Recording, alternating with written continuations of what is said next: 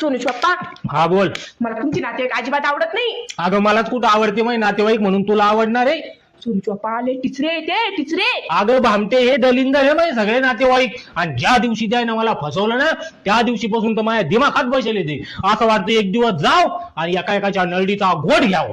तोय सगळे नातेवाईक चांगले बरं पण मला सगळ्याचे स्वभाव आवडते.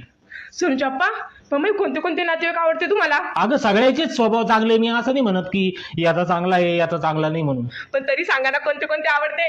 अगं तोही सासू झाली, सासरा झाला, देर झाला, जाऊ झाली, नणंद झाली, सगळ्याचे स्वभाव एकदम रॉयल आहे. मलाच माझे नातेवाईक चांगले भेटले नाही पण जाऊ दे, तुला तर भेटले ना, तू खुश आहे ना. तुमचे कोणते नातेवाईक आहे मग? मै सासू सासरा याय ना मला लय फसेल शिवकन्या.